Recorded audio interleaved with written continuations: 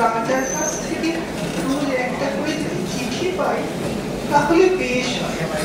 এই জানলার কাছে বসে বসে পড়ি, কিন্তু আমি তো পড়তে পারিনি। কে পড়ে দেবে? কেউ যদি পড়তে না পারে জমিয়ে রেখে দেবে, আমি বড় হলে পড়বো। কিন্তু ডাক ঠাকুর যদি আমাকে না চেনে, মোড়ল মশাই, ও মোড়ল মশাই, একটা কথা শুনে যাও। কে রাস্তার মধ্যে আমাকে ডাকাডাকি করে? কোথাকার কথা এটা? তুমি মোড়ল মশাই, তোমাকে তো সবাই মানে। মানে ওই কি? কোন মানে? রাজার ডাক করা তোমার কথা শুনি না শুনে তার প্রাণেও আছে। বাস সাধ্য কি? তুমি ডাক করাকে বলে দেবে আমারই নাম অমল, আমি এই জানলার কাছটাতে বসে থাকি। কেন বলো দেখি?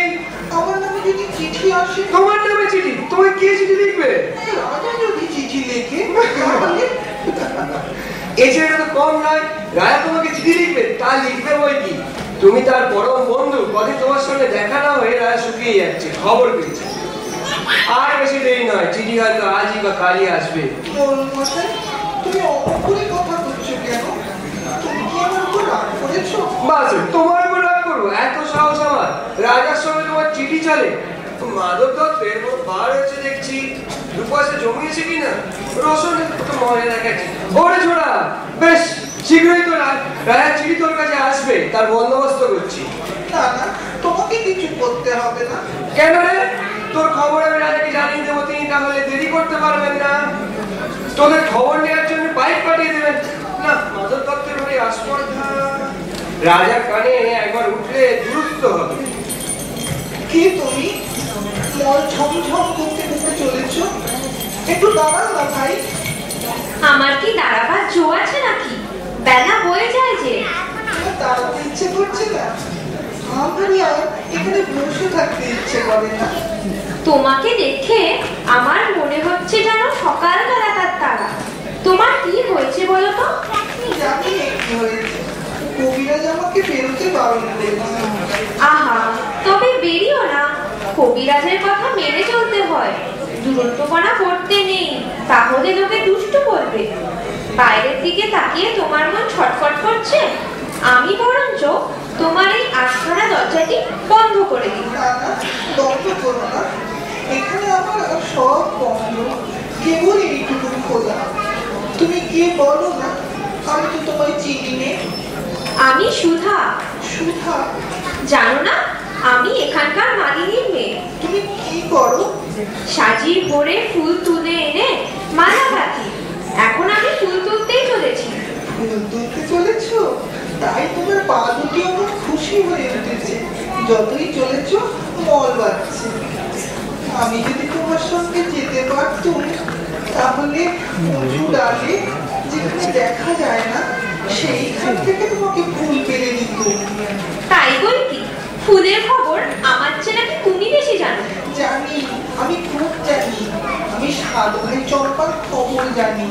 আমার মনে হয় আমাকে যদি সবাই ছেড়ে দেয়, তাহলে আমি চলে যেতে পারি খুব ঘন বনের মধ্যে, যেখানে রাস্তা খুঁজে পাওয়া যায় না। সরু ডালের সব আগায় যেখানে মরমর পাখি বসে বসে দোলা খায়, সেইখানে আমি চাপা হয়ে ফুটতে পারি। তুমি আমার পালন দিদি হবে? কি বুদ্ধি তোমার! পারুল দিদি আমি কি করে হব? আমি যে সুধা, আমি শশী মালিনীর মেয়ে। আমাকে রোজ এত এত মালা গাঁথতে হয়। আমি যদি তোমার মতো এইখানে বসে থাকতে পারতুম, তাহলে কেমন মজা হতো। তাহলে সমস্ত দিন কি করতে? আমার বেনে বউ পুতুল আছে, তাদের দিয়ে দিত। আমার খুশি মেনি আছে, তাকে নিয়ে যাই। বেলা হয়ে যাচ্ছে, দেরি হলে ফুল আর থাকবে না। আমাকে একটু ফুল দিয়ে যাবে? ফুল অমনি কেমন করে দেব? দাম দিতে হবে যে। আমি যখন বড় হব তখন তোমাকে দাম দেব। আমি কাজ করতে চলে যাব ওই ঝর্ণা পার হয়ে, তখন তোমাকে দাম দিয়ে যাবে। আচ্ছা বেশ। তুমি তাহলে ফুল তুলে আসবে? আসবো। আসবে? আসবো। আমাকে ভুলে যাবে না? আমার নাম অমল, মনে থাকবে তোমার? না না, ভুলবো না। দেখো, মনে থাকবে।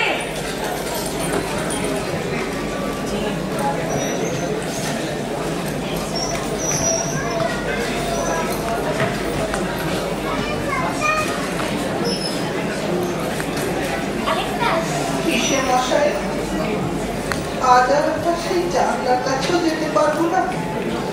কবিরাজ বারণ করেছে। হ্যাঁ বাবা, সেখানে রোজ রোজ বসে থেকেই তো তোমার ব্যায়ামও বেড়ে গেছে। না পিসেমশাই, না, সেখানে থাকলে আমি খুব ভালো থাকি। হ্যাঁ, ভালো থাকি।